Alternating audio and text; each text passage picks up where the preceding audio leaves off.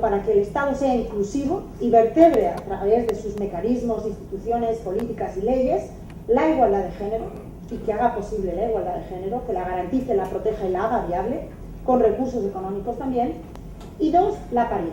La paridad representativa en todos los órganos de decisión política, pero también hay que entrar en los medios de comunicación, hay que entrar en el sector privado, hay que entrar en la universidad, etcétera, etcétera, en toda la sociedad.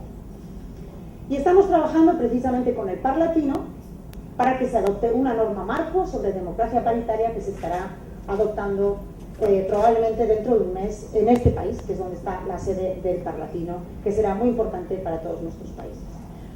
Bueno, ¿y cómo creemos que todos estos factores que he mencionado pueden influir en la comunicación política y pública? Bueno, las preguntas que nosotros nos hacíamos y por lo que nos parece sumamente importante abordar la comunicación política y el empoderamiento político de las mujeres es porque uno de los grandes retos es cómo lograr, en primer lugar, que los propios medios de comunicación garanticen que cuantitativa y cualitativamente la igualdad entre hombres y mujeres está representada en los espacios de comunicación. Por supuesto, hay un espacio importantísimo desde el punto de vista de la política, que son las campañas electorales. Y nos va a hablar sin duda Cecilia de eso. Ella ha hecho estudios bien importantes sobre eso.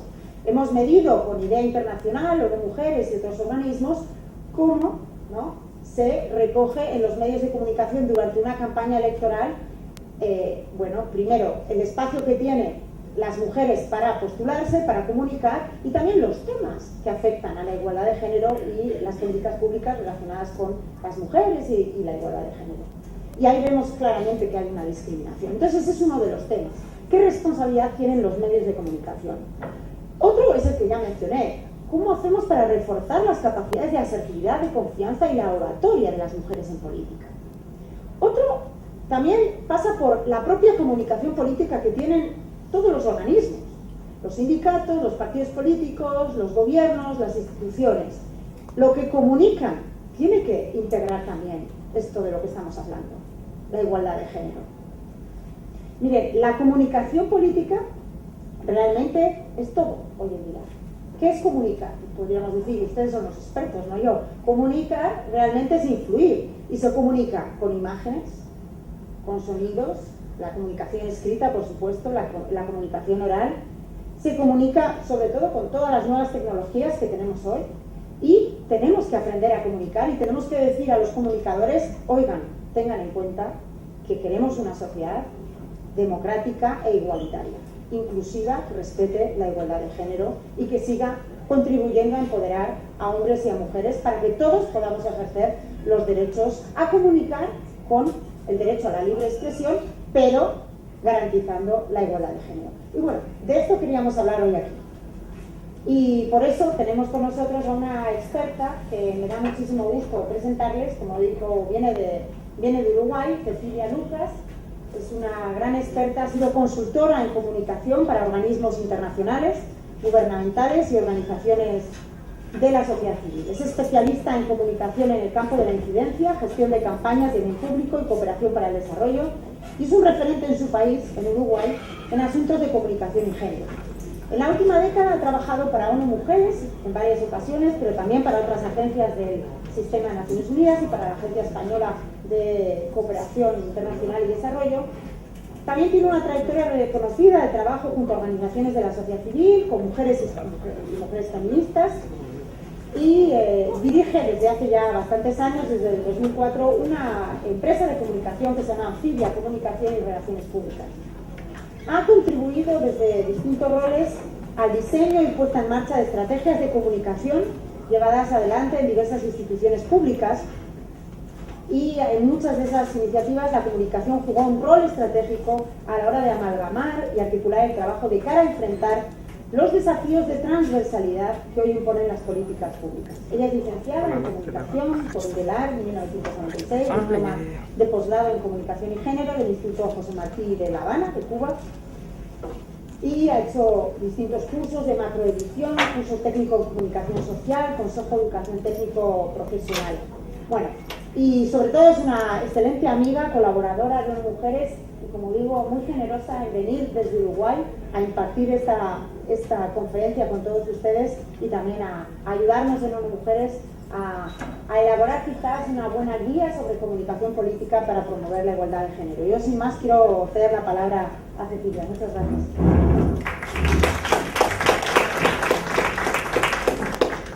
Es decir, hasta que no sea importante para la gente el asunto, que lo viva, que le vea el beneficio en su vida, es muy difícil que lo incorpore. Yo, para preparar esto, estaba pensaba, bueno, ¿por dónde voy? Y decía, bueno, primero que nada les tengo que confesar 3 cosas para que puedan entender un poco esto. Una es que yo no soy académica, no me dedico a la academia, yo trabajo en comunicación. Segundo, creo en el poder de la comunicación. Creo que la comunicación puede, no solo es un motor potente para transformar la realidad. Y tercero, creo que obviamente si me traen desde Montevideo a hablarles de comunicación y género, se lo pueden imaginar. Sí, señores, sí, señora, yo soy feminista. Entonces, cuando digo eso, estoy marcando el framing de nuestra comunicación. Estoy corriendo el riesgo de que ustedes, cuando todo lo que yo les diga, lo digan desde un lugar de resistencia. Y yo, bueno, tendré que pasar los 45 minutos que voy a hablar con ustedes argumentándoles por qué el mundo es mejor cuando hombres y mujeres podamos vivir en igualdad de condiciones. Pasar estos 45 minutos diciéndoles por qué es justo para las mujeres asumir el espacio público. O les propongo un juego. Juguemos un como si. Como si ustedes creyeran que la igualdad fuera un valor importante a impulsar.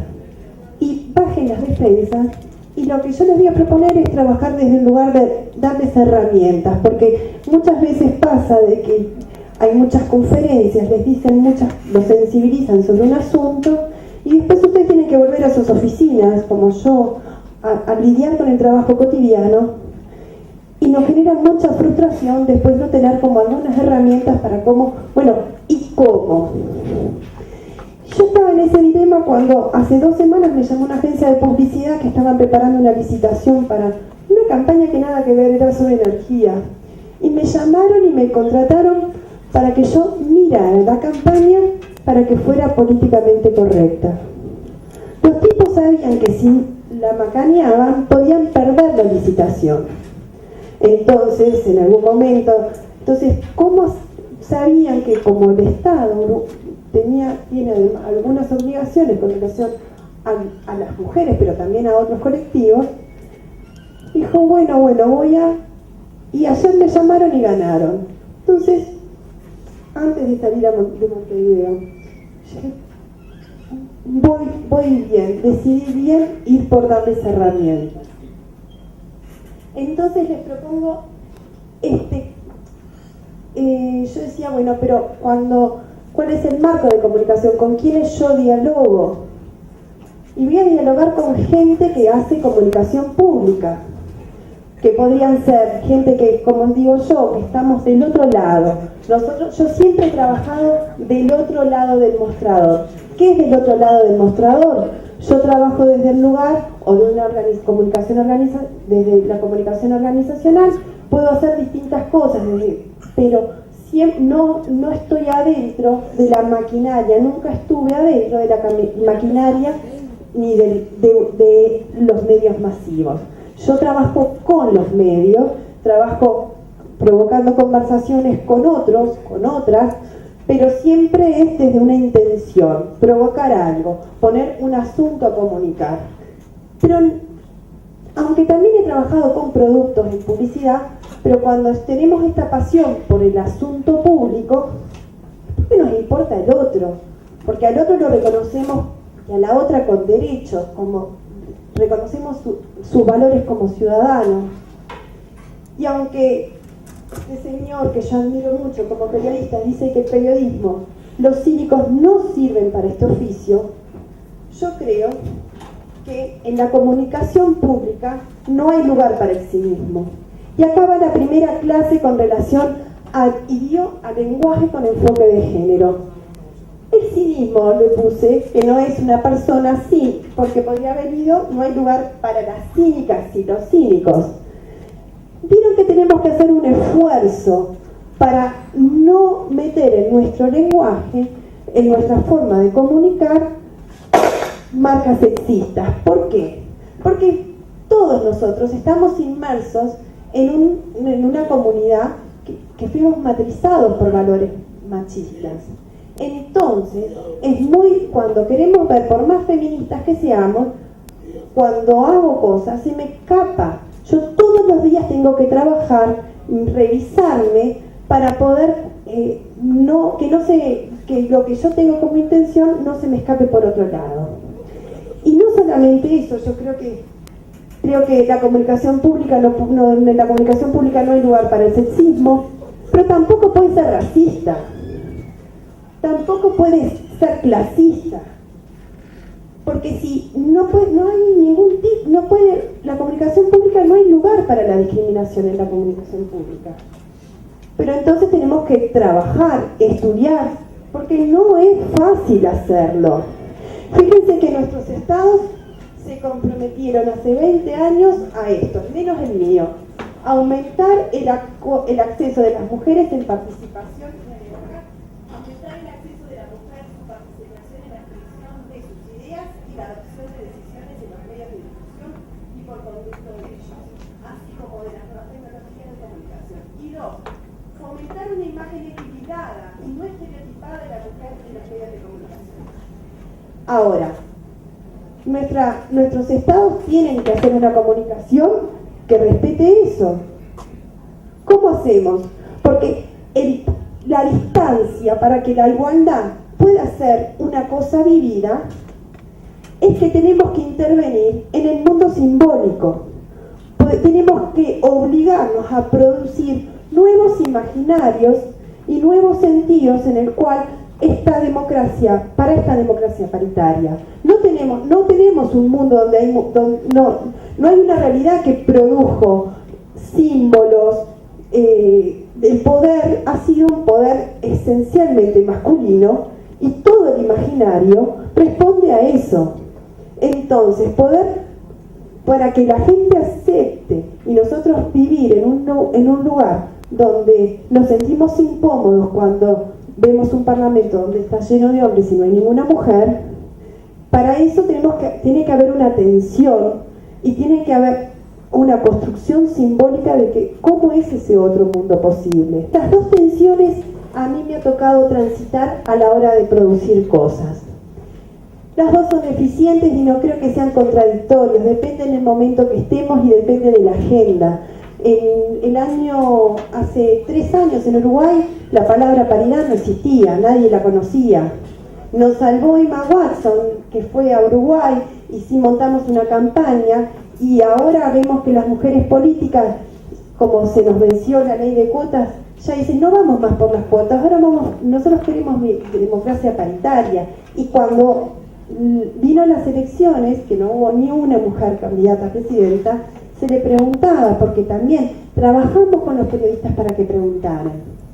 Porque no es solamente, esto es un trabajo por distintos lados, no se puede trabajar solo.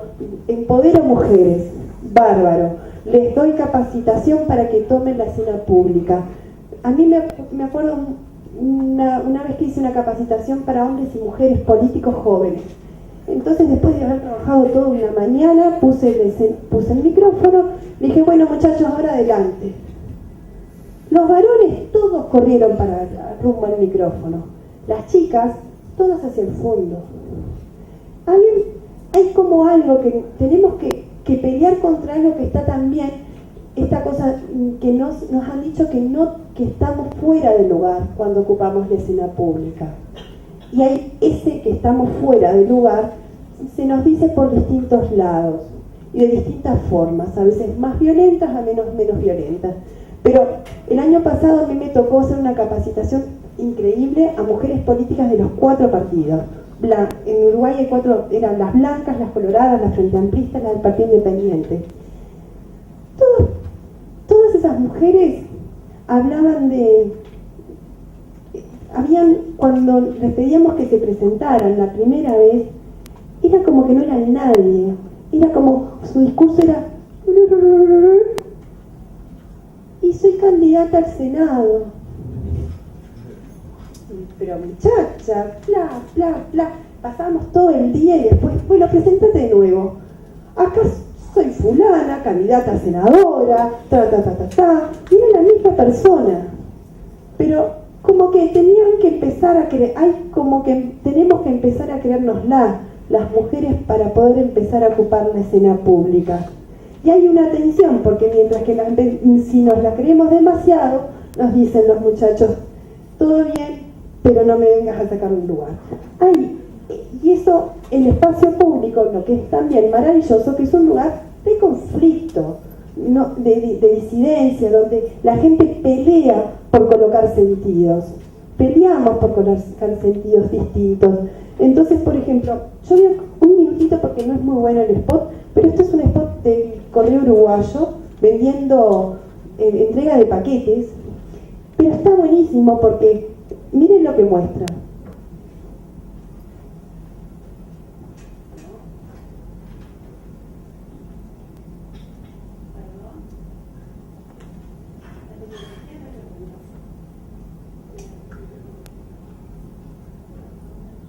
Esta es una mujer trans.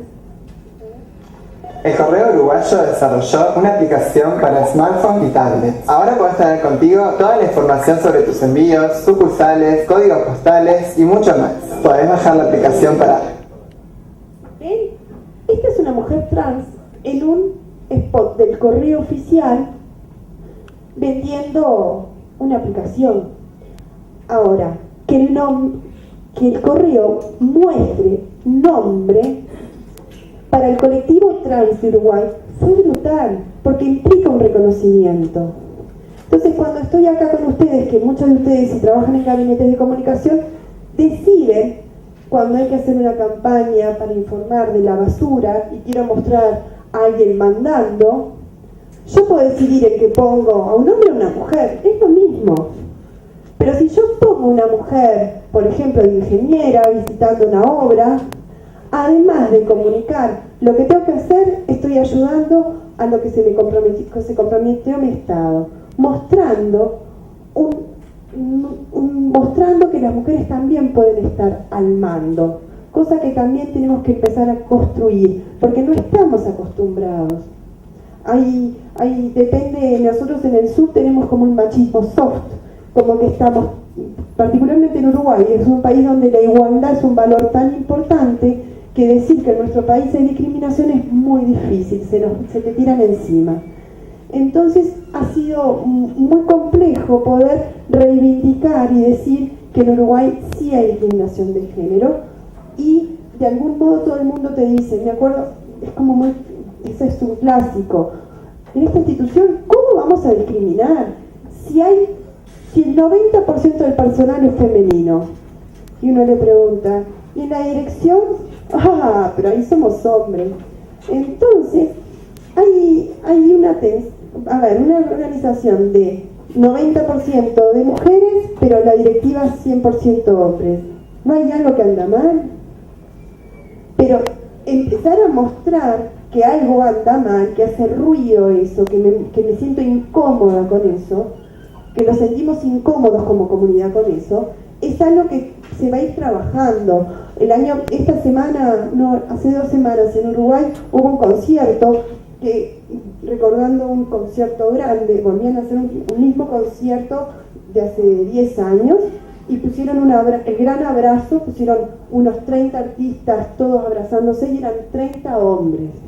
Les explotó la cara.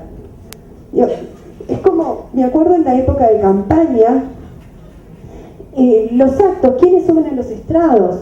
Entonces habla, y eso también es como bien importante tener, de que hay momentos y momentos, en momentos de la campaña presidencial hay poco margen, si no es una candidata mujer, hay poco margen para los otros candidatos, porque es un momento muy de lógica de guerra y donde los diputados o senadores, al menos en Uruguay, tienen poco margen no pueden salirse o correrse, irse por la de ellos en plena campaña presidencial, porque si algo que digan pone en riesgo la coherencia o la estrategia de campaña, les cortan la cabeza.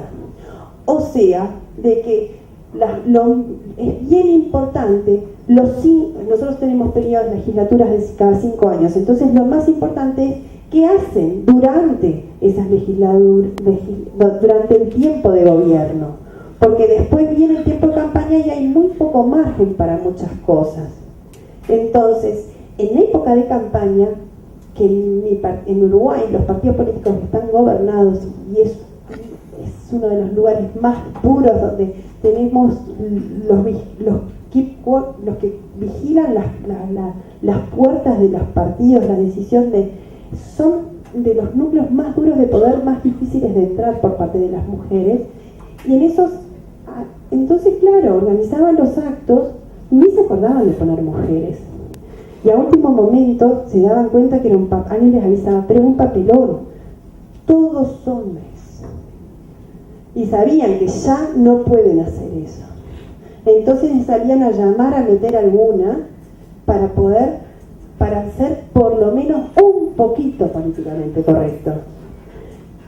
Estamos mejor porque al menos ahora hay ese ruido, antes no estaba. Miren esto, cuando yo les decía de que hay que tener, esto provocó un escándalo en Colombia, hay gente colombiana acá, ¿verdad? Esto fue escandaloso en el 2011, ¿no? Esto es una revista tipo Caras, pero se llama Hola, y publicaron, estas son las mujeres más poderosas del Valle del Cauca. Y es verdad, las 4 de adelante son muy poderosas. Pero, ¿ven las 2 señoras de atrás? Esto es clasismo, puro y duro, y racismo. Entonces, yo también tengo que tener cuidado de cuando hago una comunicación que promuevo y quiero mostrar que las mujeres están empoderadas, no olvidarme de otras cosas. También me tengo que cuidar y mirar y hacer una edición de mi comunicación no está siendo racista, porque la tipa que produjo esta nota no lo hizo exprofeso, tipo soy una hija de puta y quiero publicar esto. No se dio cuenta. Después que estaba publicado, se quería enterrar. Ya le había explotado la bomba. Entonces, si ustedes hacen comunicación pública, tienen que tener cuidado. Porque más allá de que les guste o no, sus estados han firmado un montón de convenios que los obligan con un montón de cosas. ¿Sí? Yo no sé cuál es la imagen correcta. Esta es simplemente incorrecta, porque te estoy diciendo, pero ¿por qué? Es falso, porque acá pongo que las mujeres más poderosas que no haya estado acá. ¿Y estas mujeres son poderosas?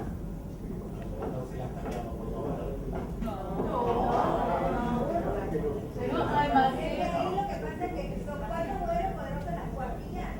Exactamente. Y si son poderosas, entonces pongo las más poderosas y las más y sus empleadas. Exactamente, o sea, es eso, es como sí, somos poderosas porque tenemos empleadas que nos sirvan. Exacto, y negras.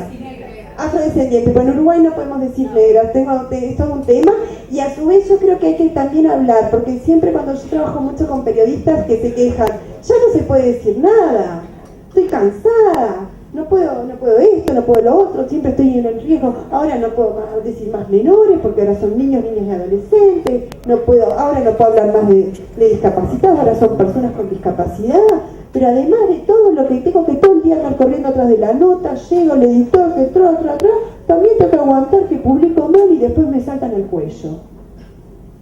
Sí, si somos profesionales, sí, lamentablemente el mundo está así. Y hay que aprender. El médico sigue estudiando. El abogado tiene que estudiarla. Si aprueban una nueva ley, hay que aprobarla. Y además, no es porque se le antojen, porque además es verdad, ustedes pueden decir, bueno, estoy harto que los burócratas de Naciones Unidas me digan lo que tengo que yo hacer. Porque el papel lo aguanta todo. Es verdad.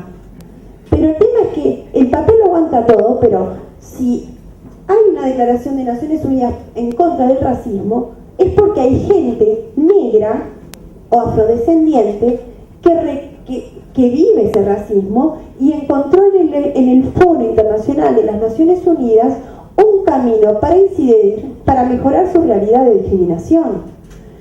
Y así sucesivamente. No es que hay un otro que reclama ser nombrado. Y como hay un otro que reclama ser nombrado, ¿quién somos nosotros para decirle no, yo no te nombro como a vos te gusta? No. Es como en el interior de mi país, me acuerdo un periodista se enojaba mucho, decía, pero ¿por qué tengo que yo, si mataron con el tema de una mujer trans? Decía, pero si el reporte policial dice que se llama Ricardo Martínez, ¿por qué yo tengo que decir que es un hombre de nacimiento? ¿Por qué yo tengo que publicar, titular, mataron a una mujer trans?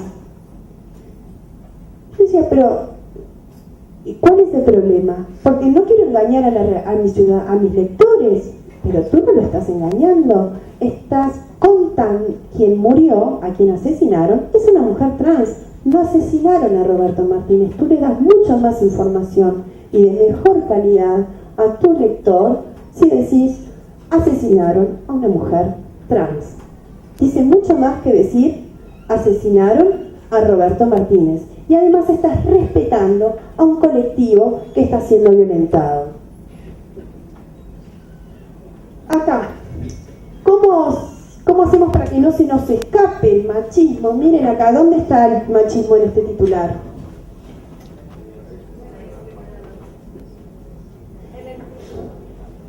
Topolansky no es la primera dama, porque en primer lugar en Uruguay no existe esa figura. Nadie es primera dama. Es un invento, copiado de otros países, pero en Uruguay la figura de la primera dama no existe. En otros países sí, pero acá en mi país no. Y Topolansky era, en la legislatura anterior, la senadora más votada. Tiene un peso político brutal. Sin embargo, ella aparece acá como la esposa de Mujica. Ella fue tan guerrillera como Mujica, o sea que, por ejemplo, perfectamente le iba el titular, Lucía Topolansky, la ex guerrillera que aspira a Montevideo. Es decir, tiene un sentido perfecto, no tiene gancho, vende. Una guerrillera que aspira a gobernar una ciudad, vende. Sin embargo, prefirieron nombrarla por su relación. Y una de las reglas que a mí siempre me gusta es cómo me doy cuenta que estoy metiendo la pata, porque todo el tiempo estamos produciendo mensajes y cuando queremos ver la pifiamos. ¿Cómo nos damos cuenta que la pifiamos con relación a no tener una comunicación sexista? Es una regla que las feministas le decimos la regla invertida, es facilísimo. Después que yo después que produje el mensaje, le cambio el sexo a los protagonistas. Entonces, si yo escribí una nota periodística y el que es hombre le cambio a mujer y lo leo. Y si me hace ruido es porque algo está mal. Por ejemplo, publicaríamos con relación ¿cómo pondríamos si Mujica, exacto, el esposo de Topolansky nunca, no le preguntaba, no era nombrado, nunca Mujica es nombrado por su relación con Topolansky. Sin embargo, Topolansky siempre es nombrada por su relación con Mujica. Es verdad, ustedes podrán decir, Mujica es ahora pero esto sucedió siempre, cuando Mujica tenía el mismo peso político que Lucía. Sucedía. Y ustedes saben que a mí me encanta lo que sucedió en Uruguay con Mujica. Eso que nos hemos peleado y nos han maltratado. Perdón que te interrumpa. En relación a este tema, solo quiero saber tu criterio. Ahora mismo en Ecuador se debate. Para mi criterio, una cortina de humo. Para mi criterio, no estoy en contra de los temas de género en la solución, que uno trabaja en identidad de género, así es que algo puedo entender o algunas clases me pueden dar dentro de casa. ¿Sí? Perdona un momento, es que como vamos a hacer luego, si vas a intervenir con el micrófono para que te digan todo. Gracias.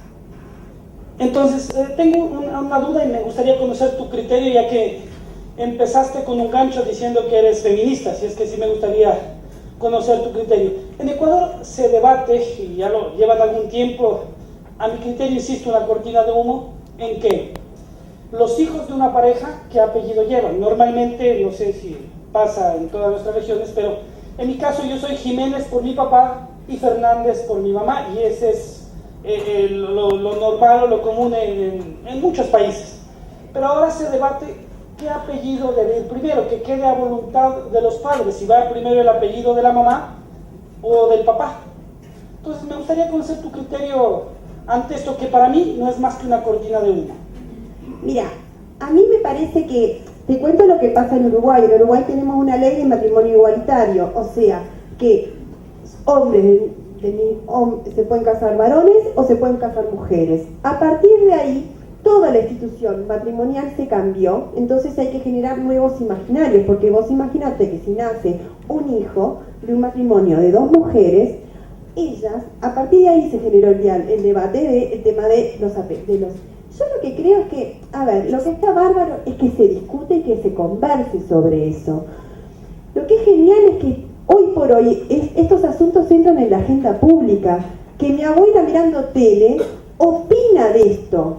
Es maravilloso. Es decir, estamos en un momento de que, después lo vamos a ver, pero en la gente es decir, la realidad a veces necesita ser, las instituciones que existen, no son suficientes para darle lugar, para nombrar lo que existe.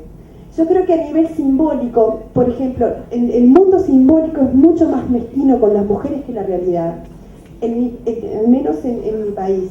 Por ejemplo, en mi país la mayoría de los varones de mi edad contribuyen, no un 100%, pero todos participan de la crianza de sus hijos, todos han cambiado un pañal. Sin embargo, no hay un baño público con un cambiador, porque el que diseñó ese shopping, ese baño público, no se imagina, no está en su cabeza que un varón puede cambiar un niño, pero lo hace en la realidad. Entonces ese varón, cuando sale con su hijo, sale al supermercado, al shopping, no encuentra un cambiador. Entonces, pero él tiene que pensar, entonces es muy incómodo. Entonces nosotros lo que tenemos que trabajar es ayudar, es decir, las cosas suceden a nivel de la realidad, porque lo que es maravilloso es decir, que haya gente que quiera discutir cómo, si le quieren poner el apellido primero o no. Yo soy del feminismo de la libertad, como un valor de la libertad. Para mí no es un tema feminista, es un tema de libertad. Si una familia también es un patrón de decisión, ¿por qué tiene que estar estandarizado en que el apellido primero o no? Me vale, capaz que yo, pero no me parece que sea un asunto sustantivo en sí mismo, sino lo que da cuenta de que la realidad empieza como a demandar cosas y eso genera escozor y provoca una conversación. Y después, ¿eso qué va a implicar? Por ejemplo, los formularios públicos para poder, es decir, si ahora se aprueba eso, vos cuando alguien te da el nombre y los dos apellidos, ya no vas a decodificar que su padre es Jiménez y su madre es Suárez.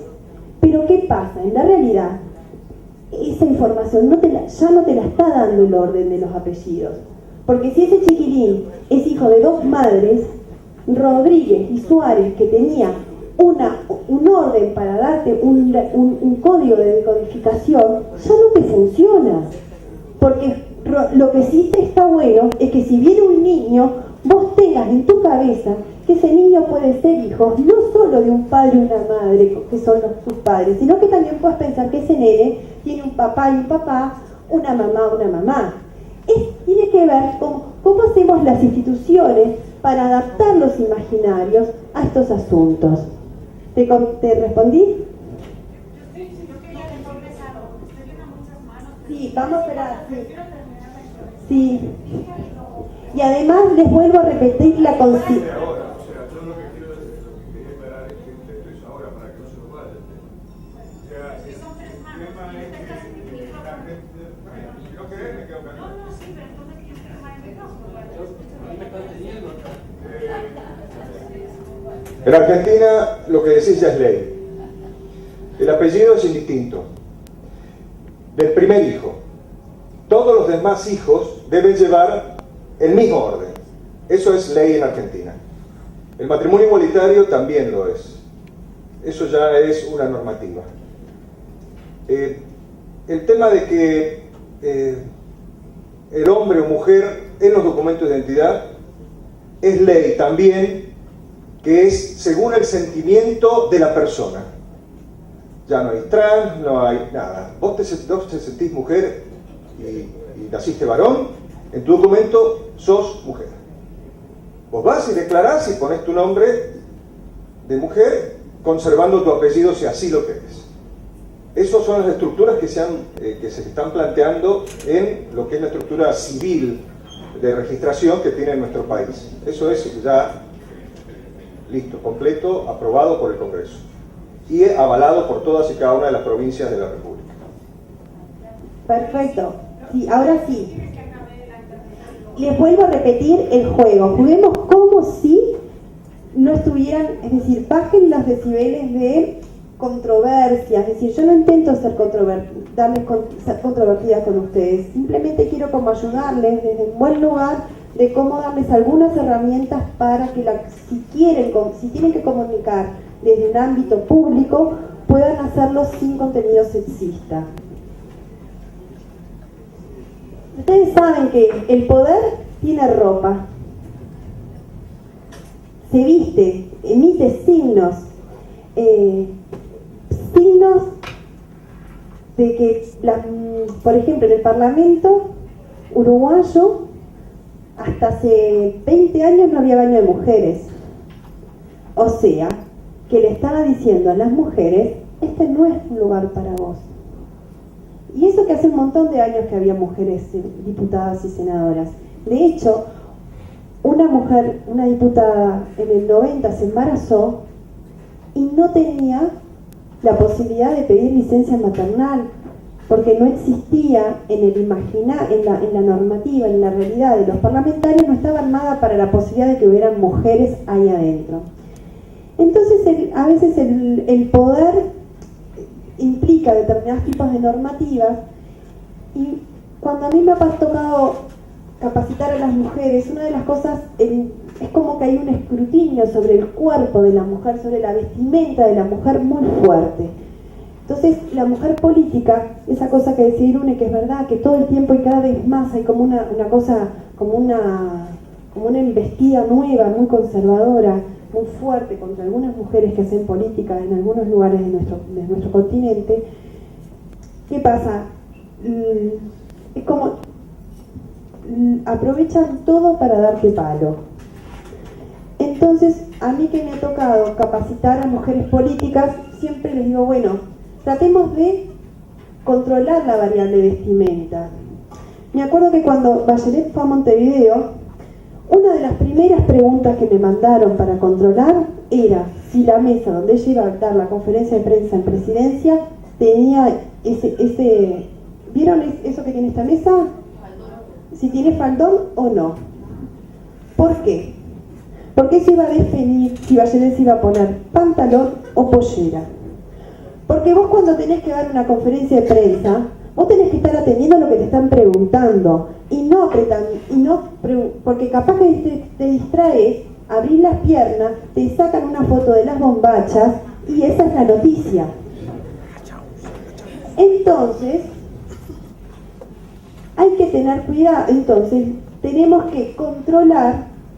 Entonces yo siempre les digo que tratar de que primero dominar el arte de sentirnos cómodas con nuestro cuerpo y con nuestra representación. Entonces, si sé que voy a ir a un lugar donde me van a hacer una entrevista, yo tengo que saber quizás debía haber ido a la peluquería antes, porque después, si yo me veo en el informativo con los pelos así, sé que van a decir que es aquella loca con los pelos enredados, que no sé bien lo que dijo, porque el marco de a veces, hoy por hoy estamos en un momento en el que la información y el entretenimiento se están cruzando tanto, que dar elementos para pasar al otro lado es muy fácil.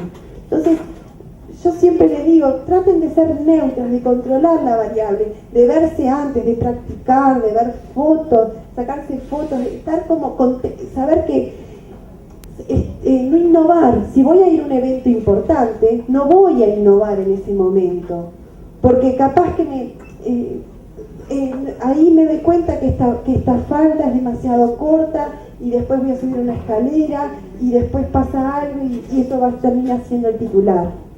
Cuando lo que yo iba a ir a inaugurar era una policlínica para la primera infancia en un barrio.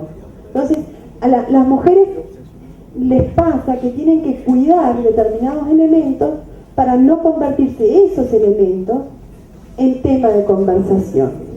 Parece que la vestimenta es como un tema en Uruguay. Cuando Mujica iba a ser candidato, cuando era candidato a la presidenta, que parecía que la ciudadanía uruguaya no aceptaba del todo a alguien como que dudaba que podía, alguien que siempre andaba de alpargatas, de pantalones, así nomás, si se podía vestir el poder. Entonces la gente eran horas y horas de tertulias, páginas y páginas de diarios sobre si Mujica se iba a poner traje o no, en caso de que fuera presidente. Y había que dar signos de que efectivamente el tipo podía se podía vestir adentro del poder. Entonces, un tipo que es un capo, Bernaza, hizo un hecho público, hizo que Mujica se fuera a una sastrería, al sastre que había vestido a los presidentes de los partidos tradicionales, y llamó a los periodistas, porque también algo que hacemos nosotros es que trabajamos todo el tiempo con los periodistas. A veces nosotros le damos la gacetilla, pero a veces también hacemos, mirá qué está pasando, esto por favor, y hacemos esa cosa de la gestión de comunicación y construimos un hecho político. El hecho político era Mujica poniéndose un traje de sastre. Entonces, eso, que Mujica se pusiera un traje, era un tema de conversación, y Bernaza lo aprovechó, y la sociedad uruguaya fue brutal. Las encuestas se cambiaron. Después de este hecho, la gente aceptó la idea que Mujica podía ser presidente.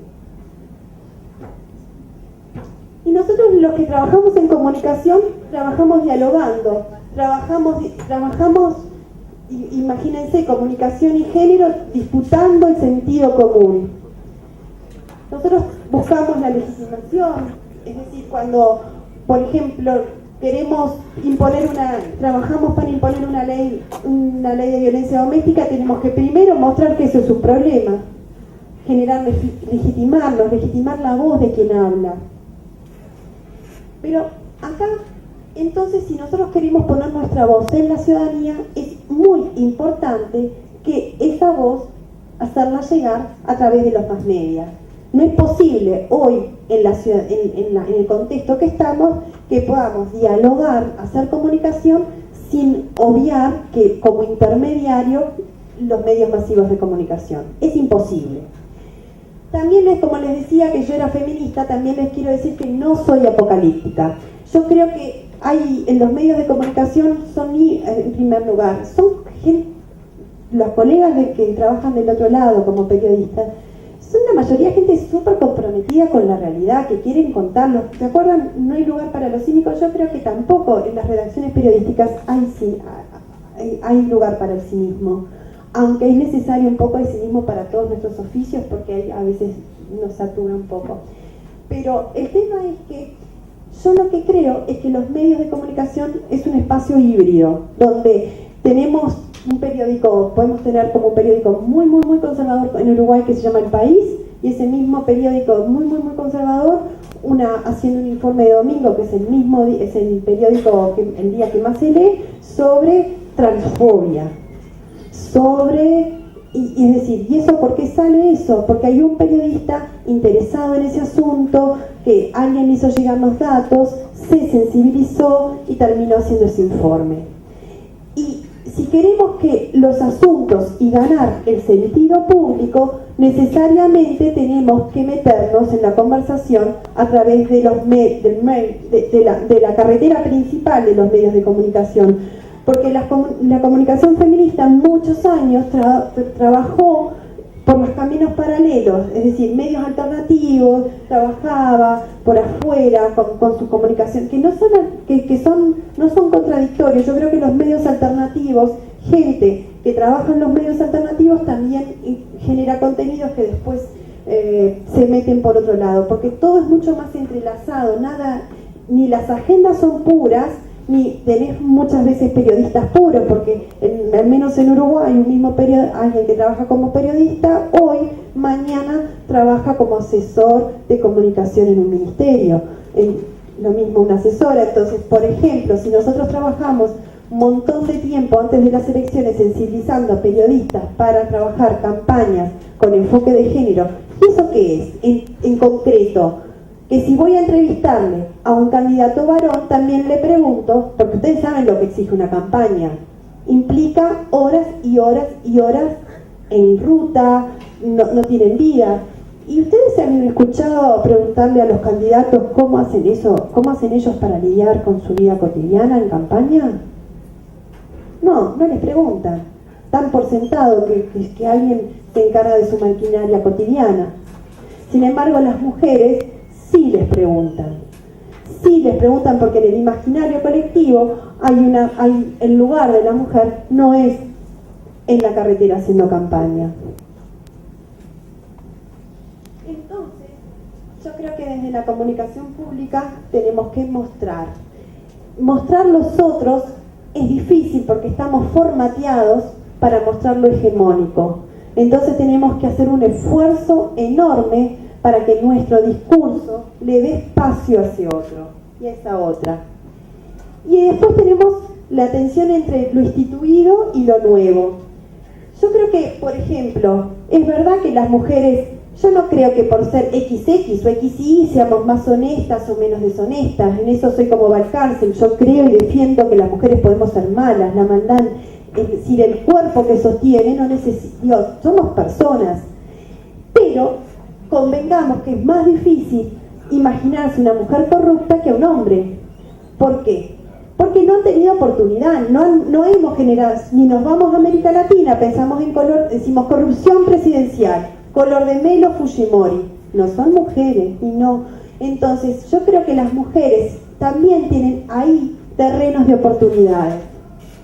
No pueden dedicarse a asuntos públicos, entonces también yo creo que hay algo de oportunidades de cómo me creen o no me creen, legitimidad. La Thatcher cuando dijo cuánto valía un litro de leche, la gente le creyó.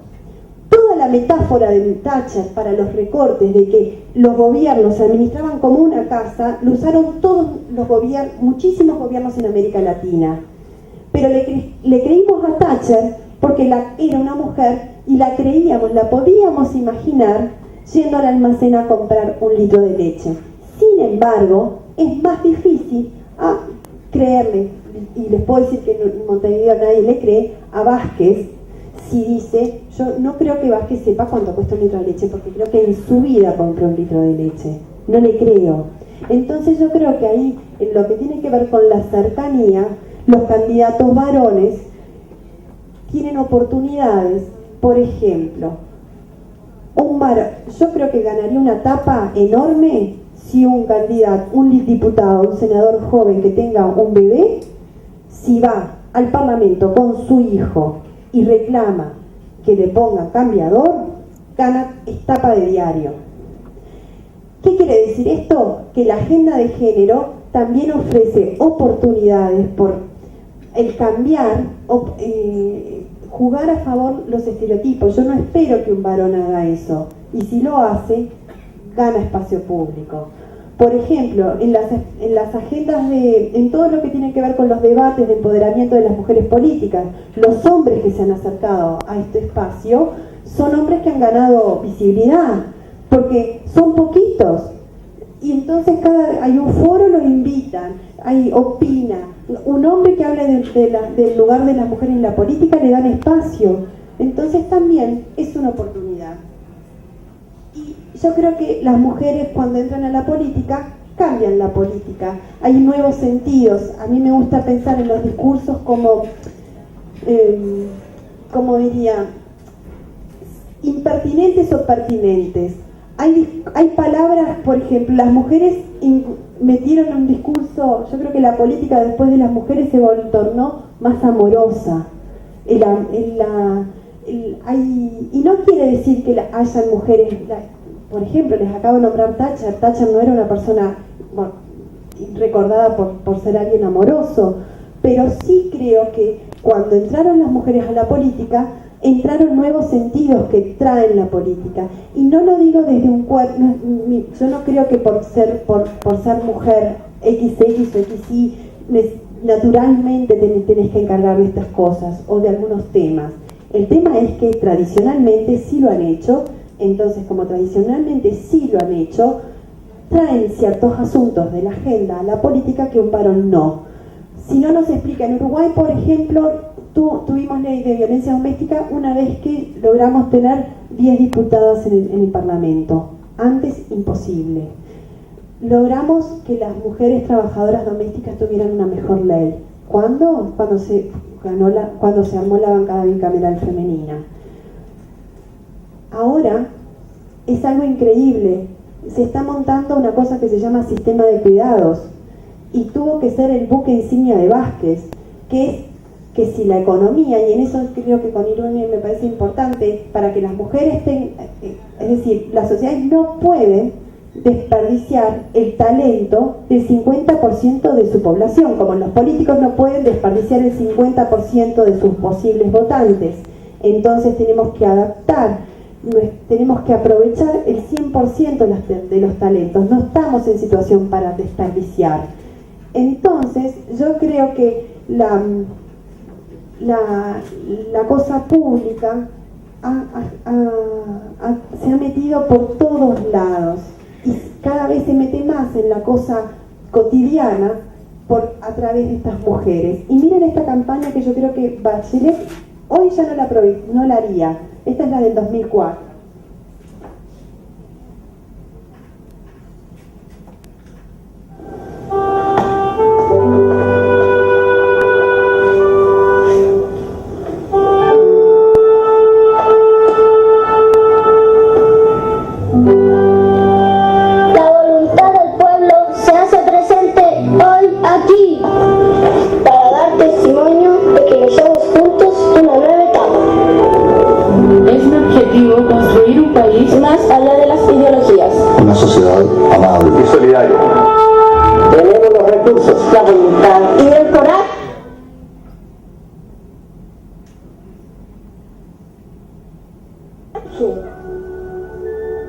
Voy a emplear la sensatez y los sanos principios. Trabajaré para el futuro, pero para un futuro que nos alcance a todos.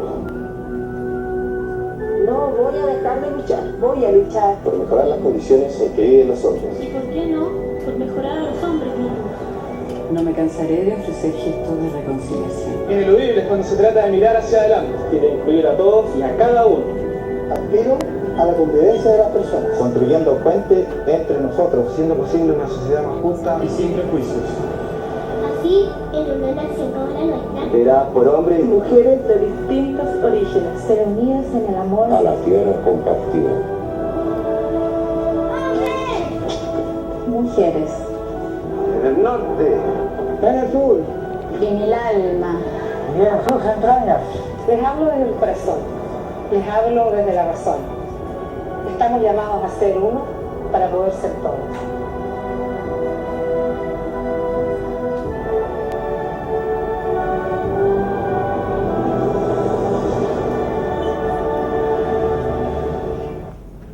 hay un tono que claramente es un nuevo tono, que esta campaña nunca podía haber sido elaborada con un varón como candidato. Hay algo que solamente el cuerpo femenino pudo sostener en este discurso. Y hay algo que la razón y el corazón, siempre hay como, yo lo que he notado en los discursos es como ese tratar de mezclar estas dos cosas. En la última elección uruguaya no habían candidatos varones, no habían candidatos mujeres, y las candidatos varones tenían que, cuando les preguntaran de los temas que tenían que ver con los asuntos de las mujeres, iban a tener que producir discurso. Y una de las cosas que a nosotros nos pareció, hicimos un monitoreo, porque en toda América Latina, algo que idea en estos monitoreos que se han hecho en toda América Latina, los asuntos de las mujeres hagan la agenda pública solo y solo si hay mujeres que pongan el cuerpo. Esta vez no íbamos a, lo mismo que cuando en la segunda vuelta, después que termina Bachelet, que pasó lo mismo que en el periodo intermedio entre cuando Bachelet sale de la presidencia, no habían mujeres, pero sí había una agenda que desde los medios de comunicación les preguntaban a los candidatos qué pasaba. Y ahí los hombres tuvieron que opinar.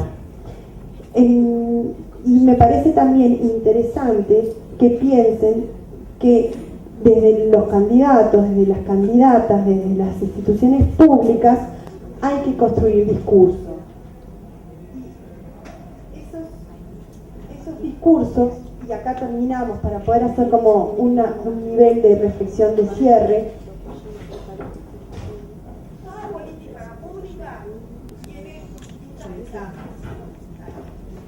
¿Aló? Entonces, por ejemplo, primero tenemos que definir el problema, hacer que la gente vea el problema. Que si ustedes ven, mucho de nuestra presentación acá tiene que ver con una comunicación de construcción del asunto, de convencer al otro, generar opinión pública de que esto es un asunto que debemos de ocupar.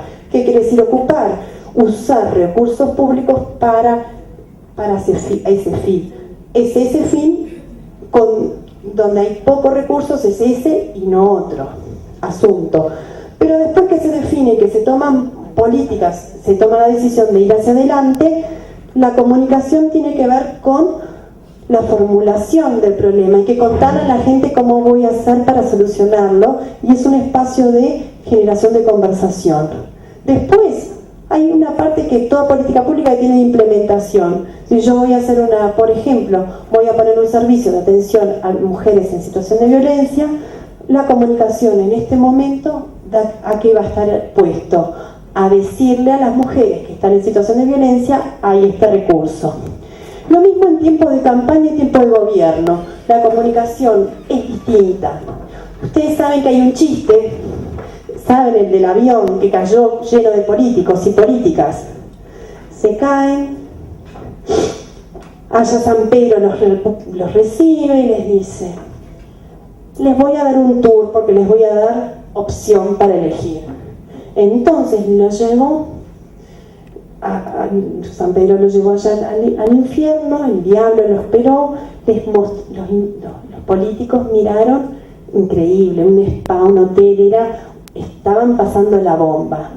Después lo llevó para arriba, el cielo, aburrido, tranquilazo, no era nada. Entonces le preguntaron a los políticos: ¿a dónde te vas? Y me voy para el infierno. Se fueron todos para abajo. Cuando llegan, a los 5 minutos de estar, cierran puertas y empieza a arder. Y le dicen al diablo: pero me engañaste, si yo elegí esto que era un spa. Y dice: no. Yo estaba en tiempo de campaña. Entonces, son completamente diferentes los tiempos de campaña que los tiempos de gobierno. Son completamente diferentes los discursos de sociedad civil, que es discurso de oposición, o el discurso de gobierno. Pero sí, y solo sí, en eso yo estoy convencida, que todos estos discursos son más eficientes si ven al otro, yo tengo que aprender a nombrarlo porque yo me pongo en su piel y me doy cuenta, cuando yo lo veo, voy a necesitar decirle cosas. Entonces, sobre qué cosas le digo, con qué palabras le hablo, va a estar impactado en la eficiencia de mi comunicación. Tanto para conseguir votos, para poder ganar, o también para conseguir opinión pública favorable para poder gobernar. Y si soy sociedad civil, para poder incidir en la agenda que yo quiero o que estoy trabajando, o si soy oposición, para poder mostrar lo que opino y poder hacer una oposición de gobierno potente.